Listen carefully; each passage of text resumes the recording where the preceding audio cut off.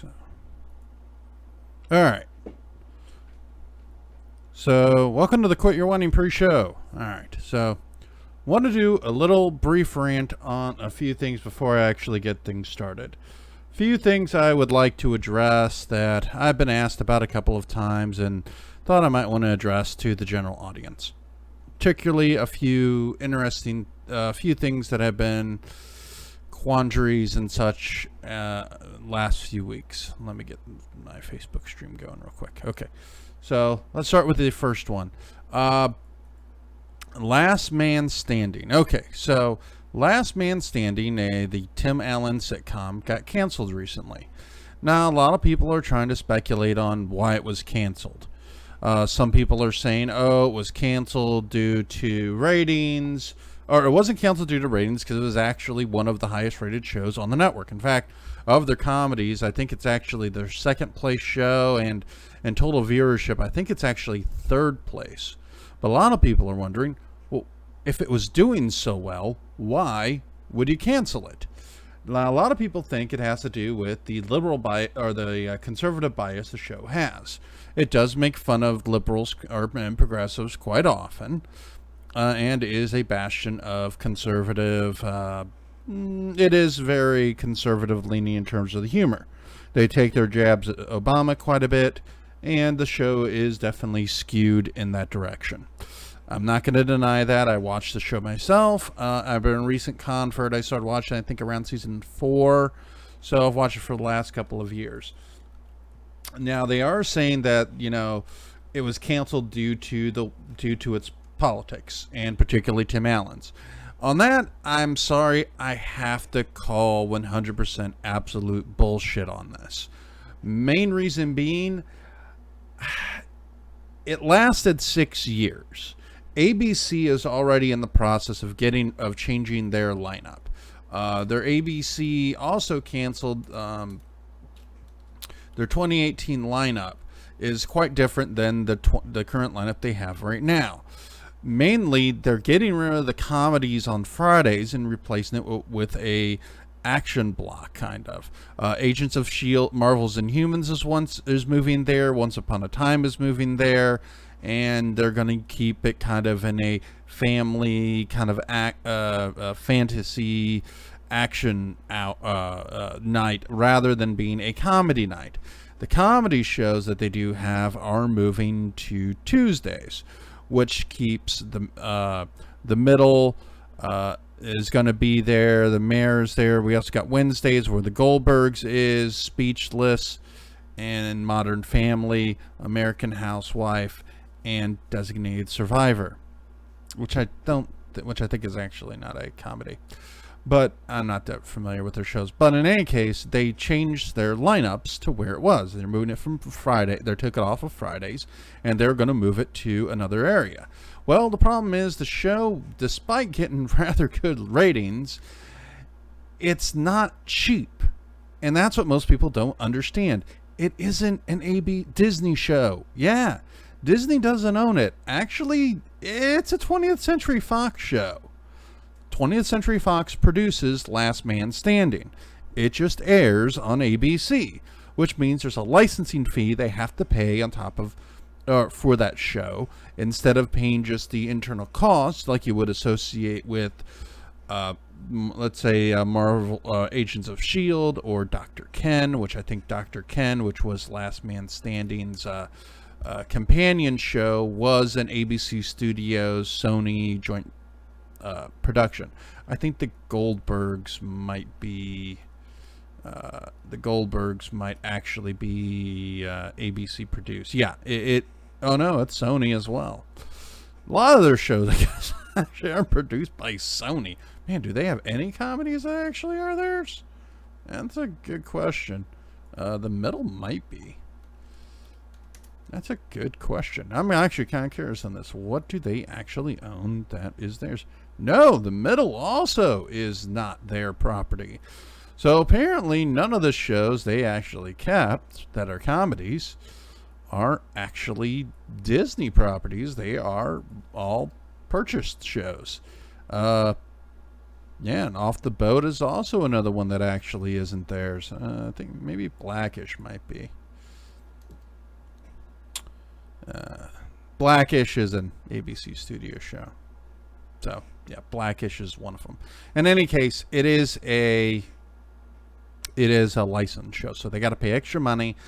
And a show that's run for 6 years, you're going to expect the cast payrolls to be quite high compared to other shows, especially a show that is somewhat successful.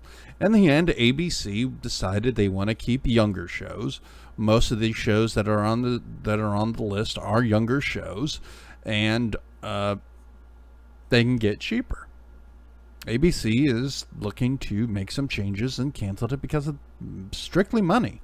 I don't think it had anything to do with politics. I'll be completely honest with you. I had nothing to do with politics.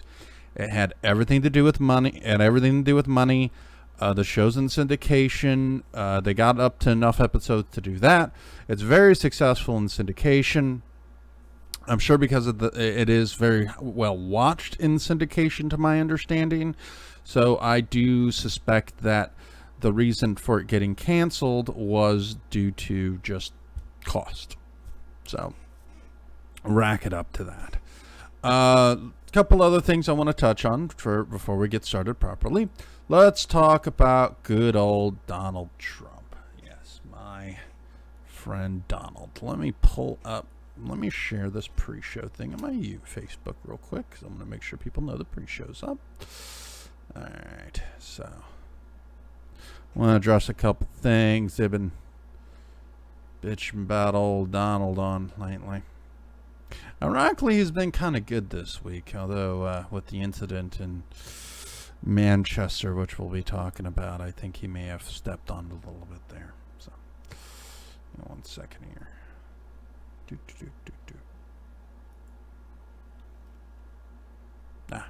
Okay, there we go. And my live stream is working. Yay. Hey, it is actually working. Sweet. Let's do a share and share to Facebook.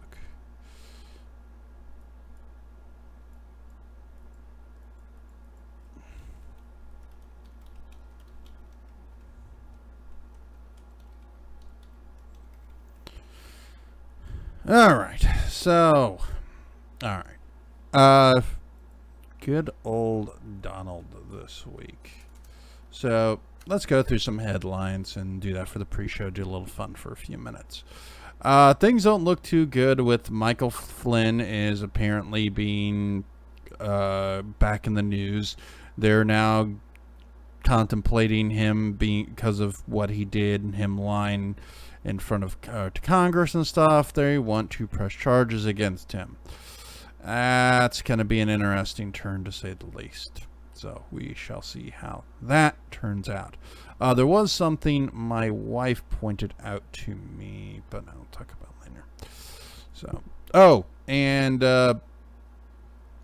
Billy Bush kind of broke his silence for the first time about what happened to his career and regarding the Trump audio tape. For those that don't know, he was the other person involved in the grab him by the pussy gate that happened earlier in the campaign when things came up when that audio got released. He was the other person. He got fired from NBC after that, or he left NBC. I'm not sure which way that really went. But he left NBC because of that, and his career was practically ruined. Whereas Donald Trump, hey, he become president. Kind of not fair. Needless to say, if he probably would have been on, Fox News, that probably wouldn't have happened. In any case, I want to talk a little bit about Last Man Standing before we do the show properly. I think I covered that. So I will sign off for now until it is at least 3 minutes till, and we'll do the normal pre-show stuff. So look forward to it then. Later.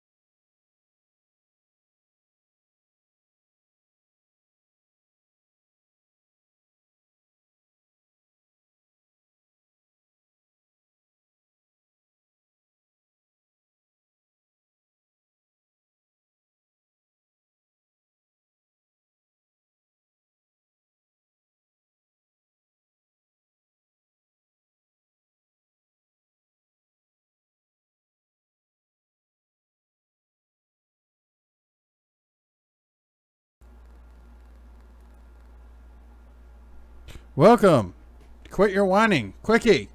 All right, so today we're going to be talking about the Manchester bombing. What we know, what we don't know, what we know, and just the facts. Now, I usually don't do these too often on recent events. I usually prefer to wait till all the facts are known in events before I really start talking about them. But given what's going on and this being a major news story and everything, I kind of wanted to get in front of this and actually talk about it quite a bit. So let's go ahead and get things started here. All right, so let's get started here. What we do know. There was a terrorist attack during the Ariana Grande concert on Monday evening. What we do know is that so far 22 people were killed in the explosion at the concert at the Manchester Arena. Some of them were children. I know one of them was an 8-year-old child, sadly. Theresa May, the Prime Minister, declared the threat level had been raised from severe to critical, meaning authorities believe a further attack is imminent. Up to 5,000 soldiers will be deployed to assist the police on the streets of the UK under Operation Temper. Police named a suspect as Solomon Ramadan Abdi, 22, who they said was born in Britain and was from a Libyan background. They do know, officers said 59 people were hospitalized and 60 were treated by paramedics at the scene following the explosion, which hit the venue shortly after the concert finished. 12 of those were taken to the hospital were under the age 16. Were under the age of 16, the ambulance service said. May confirmed the incident was a terror attack as she addressed the media outside of Downing Street, and this is the deadliest terror attack that hit the UK since the 7/7 London bombings in July of 2005. Around 21,000 people were reported to be at the concert at the time of the explosion. 3 victims have been named, including an 18-year-old girl, an 18-year-old girl, and a 26-year-old man. All right, now I'm reading this all off of The Guardian, so I can kind of take this. I trust their reporting in this matter. Police say their priority was establish whether Abdi was acting alone or part of a network. The Guardian earlier established the bombing was being investigated as a suspected suicide bombing. In a message posted online, the Islamic State, ISIS, claimed responsibility for the attack. The police believe the attacker was carrying an improvised explosive device, which he detonated. Multiple witnesses stated they heard an explosion, with one telling the Guardian the blast shook the building before everyone screamed and tried to get out. The 23-year-old man was arrested Tuesday morning in South Manchester. The police said the Arundel shopping center was evacuated and a man was arrested, but this was unconnected, the police said. Armed police carried out a controlled explosion at a house in Fallowfield and raided a block of flats in Whalley Range, both in Manchester, on Tuesday morning as part of the investigation into both attacks. What did happen? The Manchester Arena said the incident took place outside the venue in a public space. All right. The blast was reported to have hit the foyer of the building around 10:30. Victims said 10:30 local time. Victims were taken to 8 hospitals across the area. Large parts of the city and around the area were sealed. Police said to avoid Manchester city centre on Tuesday as they continued to work in the area. And police carried out a controlled explosion in the Cathedral Gardens area, but the item destroyed was not suspicious. All right, so let's talk about what we know here in the United States and what happened. Donald Trump went out there and did already make some statements. His main statement, what is being considered, is that he is calling them evil losers, and America stands with the people of the United Kingdom. He also did say that this ideology does need to be eliminated. Now, a lot of people are taking Trump to task on this, saying that his comments were in direct response to getting rid of that actual Islam needs to be eliminated. No. That is not what he is saying. What he is saying to do is what needs to be done is we need to get rid of the extremist and radical ideology that is creating this terror within the Islamic religion. Now, a lot of people are saying, well, that's a small part of Islam, and I understand that. Believe me, I do. It's probably about 10% of Islam. Still, 10% of Islam is a rather large number. In total, there's there are Islam is one of if not the largest religion in the world. There are 1.8 billion followers, which is 24% of the population. Hell, 10% of 1.8 billion is still 180 million. And there are a lot of people who do believe in the more radical and extremist views that they do carry out. Now, a lot of people also, now, some will point out, well, the Christians do it too. You're right, we do. But it's also very few and far in between. I have a very hard time remembering, at least in recent memory, of the last time that there was a Christian attack based on a Christian religion. Now, we have had abortion clinic bombings here in the United States. Those are, there hasn't been an abortion clinic bombing in quite some time. And even then, it's nothing on the scale that we're looking at here. I can't remember the last time, something like this happened outside of this, in which we have seen this kind of mass destruction and massive death. I mean, the last time an incident like this happened in the United States that I can remember was probably there was some vandalism in some of the clinics that occurred in 2016. The last time there was a guy in 2013 who vandalized a place with an axe, and a guy who bombed it in 2015. Still, they are few and far between compared to these massive attacks that have been occurring in France and in Great Britain the last couple of years. We had that massive attack in France that happened last year, or was it 2 years ago? I'm sorry, I'm a little off on my dates, I'm sure, but we had the massive terror attack in France. We've had several other attacks since then. I know we had some police that got attacked there a couple weeks ago. We've had the incident, and now this incident here in Britain. It's getting really bad over there in Europe. I can only say, thank God I'm not going to say we've been spared. I'm pretty sure that plans of attack have been planned here in the United States. I'm pretty confident that the FBI and our intelligence agencies have probably put a stop to a lot more than they've probably let on. Because they're not going to go out there and say every single time they stop one of these things, because to be honest, you don't want them to know that you're stopping them, because then they'll try and hide it better. You don't do that. A lot of people, with the Boston bombing, yeah, that happened, but how many did they stop prior to that? And the Boston bombing was, a tragic event, but luckily, knock on wood, here in the United States, we haven't had any major attacks since then. Now, my question is, what can we do in order to curb these types of attacks now and in the future? What can we do, and what can be done in Europe to help prevent these types of atrocities from occurring? Well, Trump wants to do the travel ban, which is prevent people from coming in from those regions and stop those who going over there from coming back.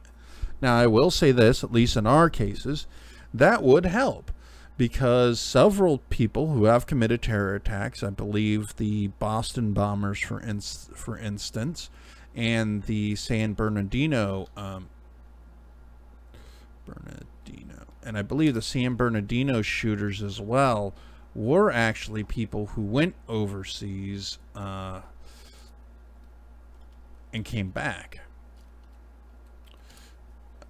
Let me verify that. I don't want to go off on that and be completely wrong on that. Where did they leave and come back? I know the Boston bombers were Chechnyan, and they had been overseas and did come back, and they were radicalized.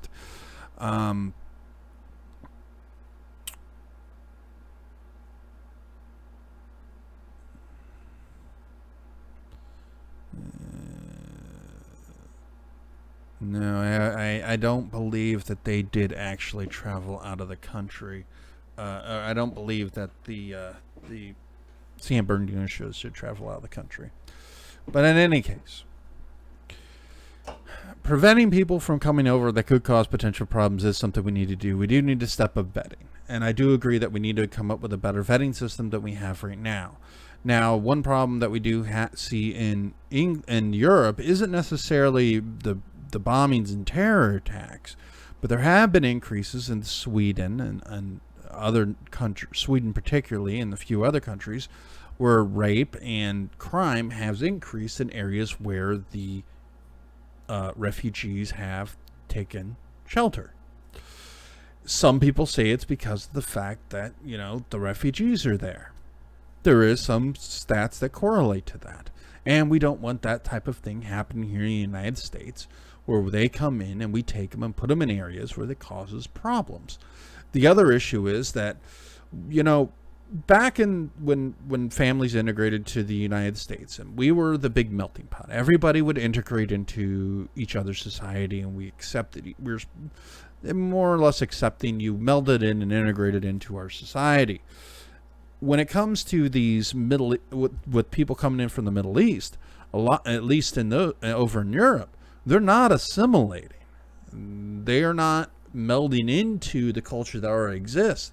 They are overtaking the cultures that exist and almost instituting their own culture in place of the one that was already present. There are several stories out of Sweden, particularly, where that's happened quite often. They've put these groups of Muslims in areas in Sweden, which Sweden's a pretty laid-back country, and they've pretty much taken over those areas and put their own beliefs and their own culture and replaced what was already in place with their own. That can be very dangerous. We've seen that in Texas as well, where they wanted to institute Sharia courts.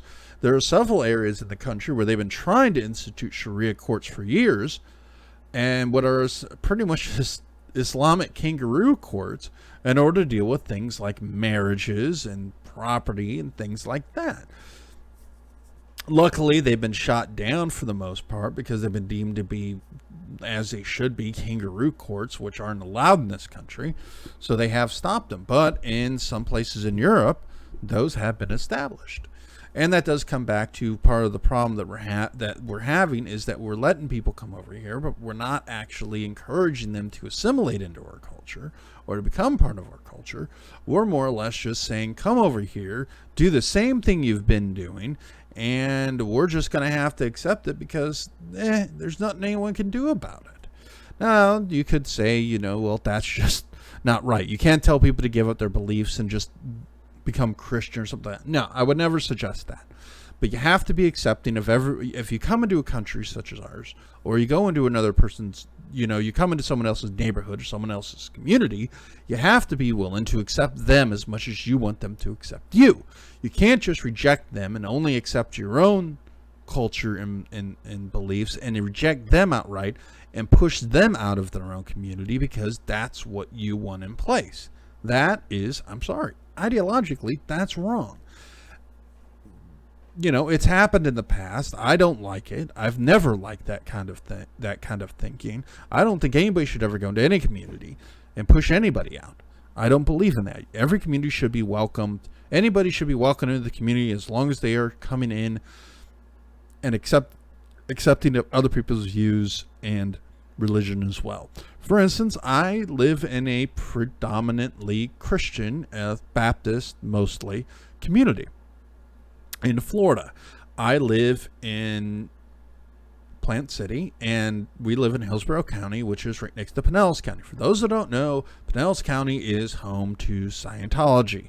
Scientology isn't the most accepted religion around, as you can imagine. But when they bought a piece of they bought a nice historic building out in Plant City. We welcomed them with open arms here. We didn't tell them to get out. We didn't chase them out with pitchforks and stuff like some people think that Christians will do in a very strict, we are a Christian or in a Christian community. No, we didn't. We accepted them. We let them integrate into our community, and they accepted us into theirs as well. And we've been coexisting for a while now. No problems. But that's exactly what needs to happen. You have to let people come in, but they have to be willing to meld into society and bring not only what they bring their own culture into our own and help expand our own culture and understanding.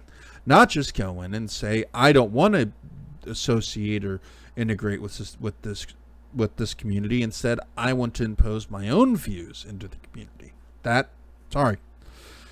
Ideologically, that's wrong, and a lot of that has been going on in Europe.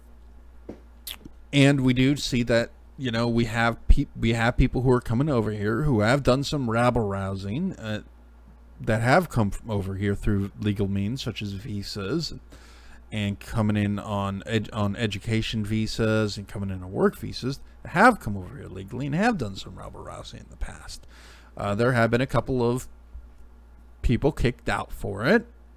Those don't make news that often, but it has happened. Some have also been arrested for some potential terror activities. It's very few and far in between. I'll have to find sources for that. But it has happened in the past. All Trump really wanted to do was prevent these people from getting over here from the first place and having to deal with them once they get here and meld it. And, they get put into the system and we lose track of them and something to happen. That's exactly what happened on 9/11 because they came in on student visas. They expired, and rather than getting them out of here, we let them stay. And look what happened. The Chechnya, we've had people who are going overseas, becoming radicalized. They're coming back over here and spouting that rhetoric. That's been reported by the FBI for years now that's been happening. Granted, they haven't taken any actions that it would be indicating of actual terror activity. But the ones that have been, there have been a few, but for the most part, they haven't actually done anything. Unfortunately, talking these type of, talking like that isn't going to be automatically going to get you arrested or anything because, hey, freedom of speech. Until you actually make a credible threat, you can't be arrested. I'm sorry. That's how the Constitution works. You can't just arrest somebody for being a radical Islamist. Sorry, you can't. It doesn't, unless they actually are making a plot or actually going to commit a crime, can't arrest them. Doesn't work. You can't do that. Same way you can't arrest a member of the Klan thinking he's going to lynch a black guy. Sorry, till he actually tries to do it, can't arrest a member of the Klan. They're not illegal. They're not. Same thing with any white supremacist group. Same with any black liberation group or supremacist group. You can't arrest them until they actually do something because you're protected by freedom of speech.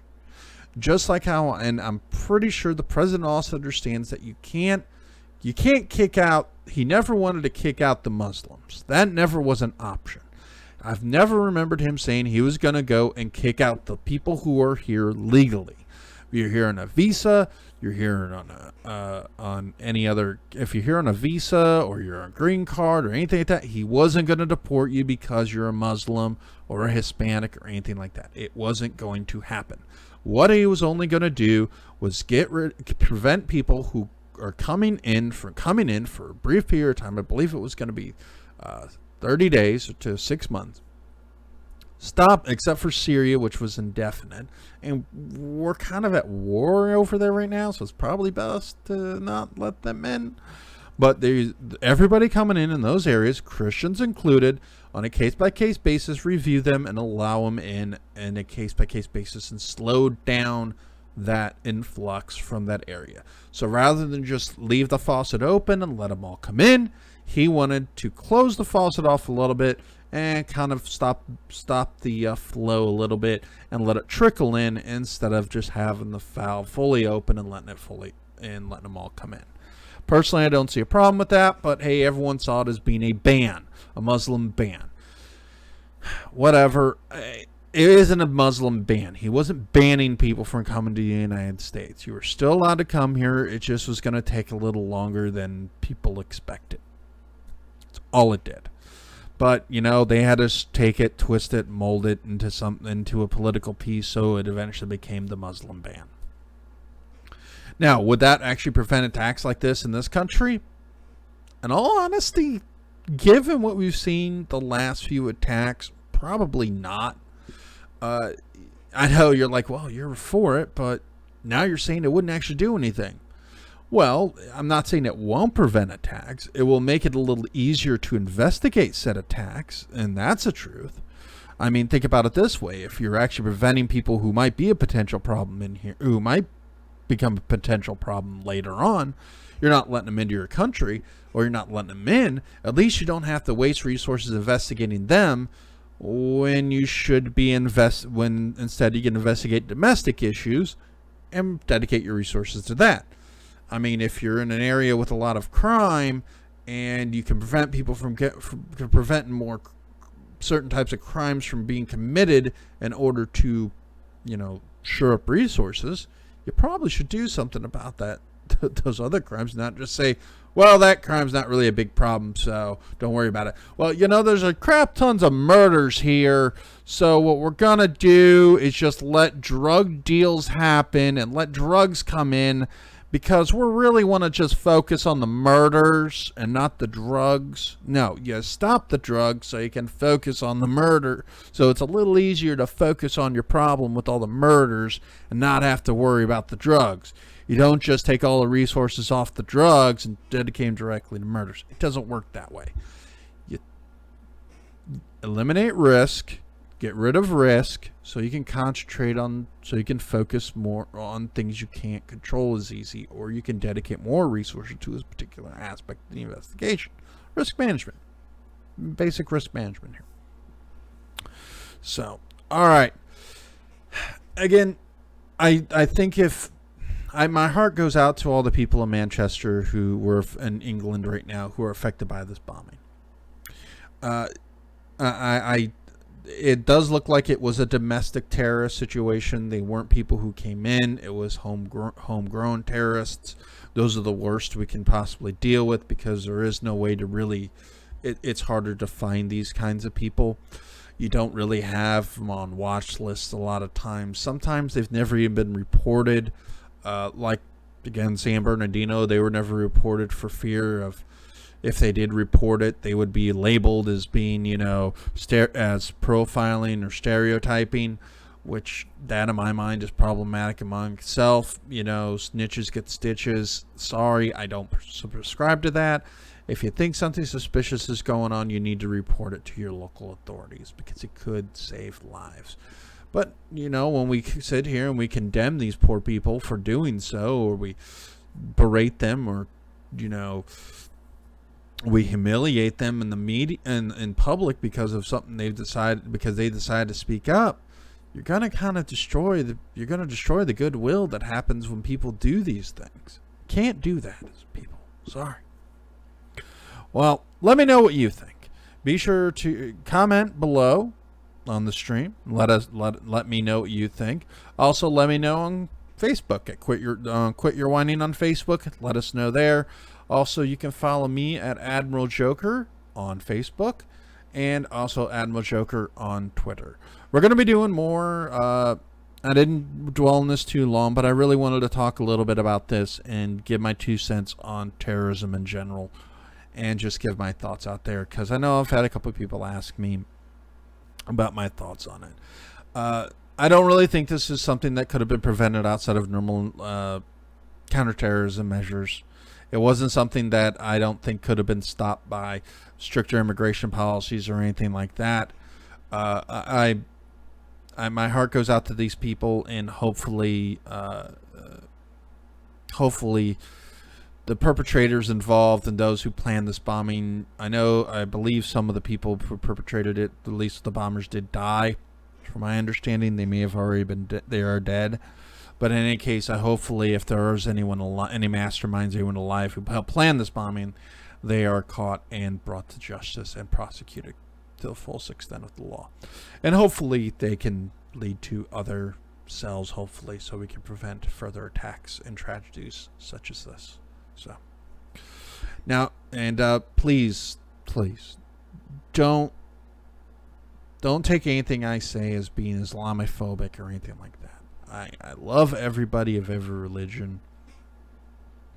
As long as you are peaceful and you're willing to coexist with everyone else, I have no problems with you. And I am fully embracing you as my brother and my sister. But the instant you try to push your beliefs or the instant you try and push your own your agenda and your own beliefs and override my own and insult me or consider me to be inferior because of that, I have a problem. It doesn't matter if it's religion or not. I've dealt with atheists who have considered me to be an idiot because I believe in an invisible man in the sky. At that point, I really don't want to deal with them either, because in my mind, at that point, you're not accepting of other people. You just want to be little people to be little people because you think you're better than them, I guess. I don't know. I've never understood that concept. So, all right, quit your whining. On you. Be sure to check me out, Animal Joker, on YouTube as well, and also 4TWNetwork.com/QYW is our website.